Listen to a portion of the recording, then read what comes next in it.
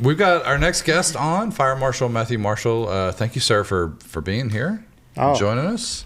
You have a lot to talk about because coming up in October, it's Fire Safety Month, right? It is. Yeah, October's Fire Safety Month, and we have like the special Fire Safety Week, but honestly, the whole month is important to us, and the whole year is important to us. Of course, of course. Yeah. So what kind of things are you going to be focusing on and highlighting? Well, so the NFPA always highlights one specific thing, and we try to focus on a lot of things, but with that one specific thing this year is lithium ion batteries. Okay, and explain to people what those are. Yeah, so with lithium ion batteries, we get into the specifics of like your DeWalt like tools, like your power tools. Those are very dangerous per se, because what will happen is, like, if you have in your garage, people will put them on the charger and they'll leave them plugged up. They'll leave them charging. Okay. So we may get into where they will charge for days and days and days, and they could start a fire. Okay. Because they just keep charging, they get really hot, they overheat. Yeah. Gotcha. If you have kids, they may have a scooter, little battery powered tools, or play tools and stuff like that, play toys.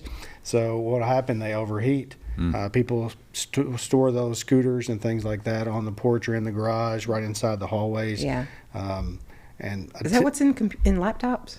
Yes. Yeah. Devices too. Because mine gets really hot sometimes, and then that fan starts going. Yep. Right. Yeah. So lithium ion batteries are great. They last a really long time, but they overheat, and then we can't necessarily use water to put them out all the time. And we have to use a lot of water. So we're trying to just focus on education of understanding the importance of how to protect your home from lithium ion batteries. Okay. So in situations in the garage with the power tools, should you charge them and then take them off the charger and set them aside until they're ready to be used, or? Exactly. Okay. So like in my garage, I have a whole stack, and I'll charge 4 or 5 batteries, make sure they're completely charged, and then take them off and store them separately off the Maybe charger. I should start doing that then. Yeah, absolutely. Because I'm just like you said, I just leave them plugged in because I figure they're ready to go. Nice and fully charged, ready to start a fire in my garage. So, and I've noticed too, when you get on the plane now, they ask you about, make sure there aren't any lithium ion batteries in your check bags. And I'm like, I don't think so. Yeah. And that's what happens is, like, you may go online and buy like a cheap charger or something like that. You need to use the specific charger that's made for that device. Oh, yeah. Same thing with... Guilty. We've had fires where we've had people have plugged in electronics like laptops and cell phones and all that stuff, and they've used a cheap charger, or they've used multiple chargers plugged into a little power strip. Right. Or a little small extension cord. And those things will start a fire. They overheat. Yeah. And I know we've talked about in Trash Talk, Allie Hall's talked about being careful about disposing of those things too, right? Especially in the trucks, when they compact them, it could be a really big issue as well. Yeah, you want to make sure that you're recycling those correctly and disposing of those e-waste, correctly. Right? Yeah. Exactly. Okay. Any other fire safety tips for folks? Yeah, I mean, so just because we're focusing on lithium ion batteries doesn't mean that we're taking focus away from anything else. I brought this portable fire extinguisher with us. Actually, here in Frankfort and Franklin County, we give these out. We do a grant. I don't know. Somebody came around and asked if any of us wanted some. Yeah, so we give these out. Our FOF actually does a fundraiser. We use our own money and we buy these with Walmart, and we give these out. So if somebody here needs one, we'll give it to them. We do training on it. We teach you how to use it. Yeah. I've actually done class with you guys here before. Yeah. But we'll give these out, 1 per household. We go out, we install smoke detectors. So we teach you how to install them. We put them in, teach you about these.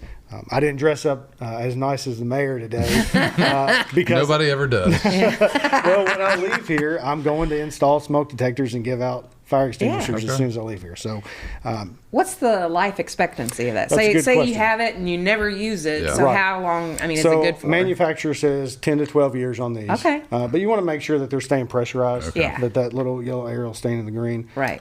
Same thing with smoke detectors. Yeah. A lot of people have lived in their house for 20 years and they're like, I still got the same smoke detectors. Well, 10 years is manufacturer specs. It doesn't mean they're not working. It just means they need to be replaced. Right. And we'll do that for you for free. Oh, okay. Yeah, we'll put new smoke detectors in for you. Okay.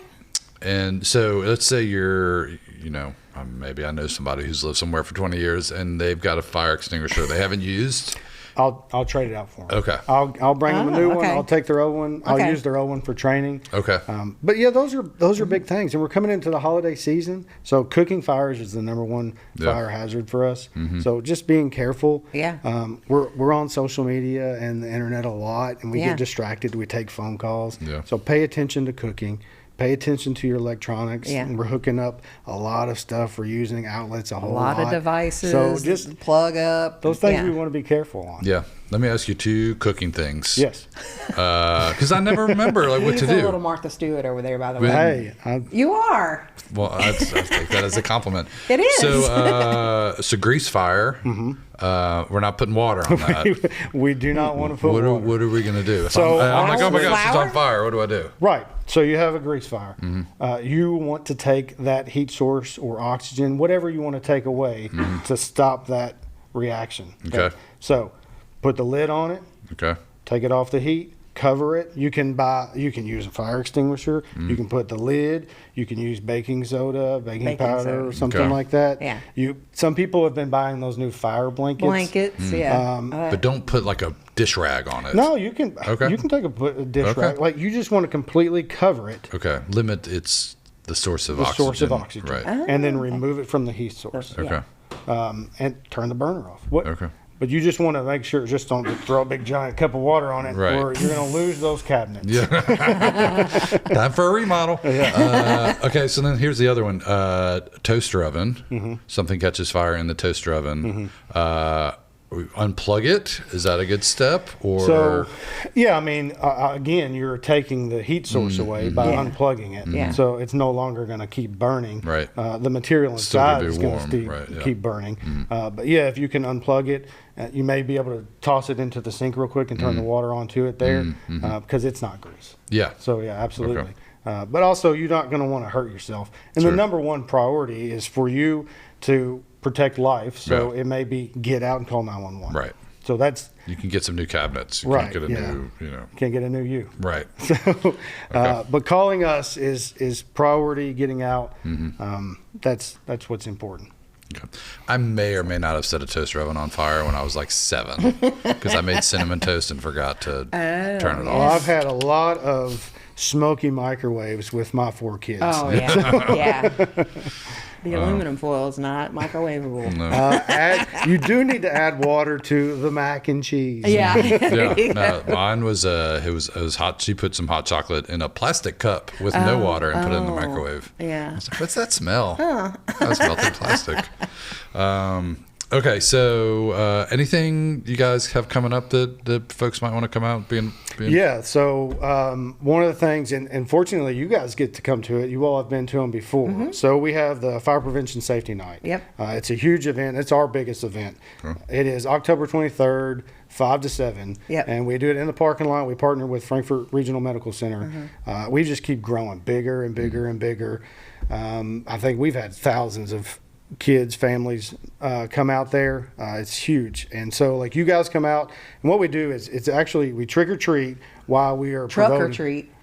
Truck or treat. Well, yeah, it is. You're right. It is truck or treat. You guys come out, you set up the bucket trucks. Yeah. We set up the fire trucks. Yeah. I mean, we have tents set up, and we're talking about safety. We're sending out materials. We're showing safety around our equipment, around how to be safe at home. Yeah. And the kids get to dress up and get candy. So it's a huge event. We love it. It's a way to connect with the community. Sure. So it's a great night. So October 23rd, so put it on your calendar. Yeah. Yep. 23rd, 5 to 7. Okay. Did you hear our question of the day? So pet peeve on at the beach. Yeah. Yeah. So my biggest pet peeve at the beach, which I don't get to go very often. That is a pet peeve. Yeah, maybe that's the pet peeve. My wife gets mad at me, and so my pet peeve is her yelling at me that I'm too far out in the water. Oh, wow. Well, she's just looking out so for scared you. of sharks. Oh, okay. And our firefighters were not really scared of much. Yeah. And so I'm way far out. You gotta and watch she's those like, rip you're going to currents. get eaten by a shark. So do you have any a beach fire safety tips? Can people do like bonfires on the beach and no problem? It's all dependent upon the ordinance. Okay. So The like, local, where you're going, you can drive on the beach in areas. Other areas are quiet. We like to go to like a small, like secluded, animal friendly beach. That way people aren't sitting their chairs up around. Right. There you go. Nice. Well, we appreciate you being on the show. This is your inaugural first visit. time. So how many do I have to have before I can get a bumper? Oh, I know. It's a few. Okay. Yeah. I don't think there's a number. The mayor has a monthly segment. Maybe a Marshal's minute. Oh, okay. I like it. I like it. Okay, we'll work on it. Yeah. Okay. Thanks so much for being here. This is great. Absolutely. And best of luck, getting everybody educated on fire safety next It's so important. No, thank you all.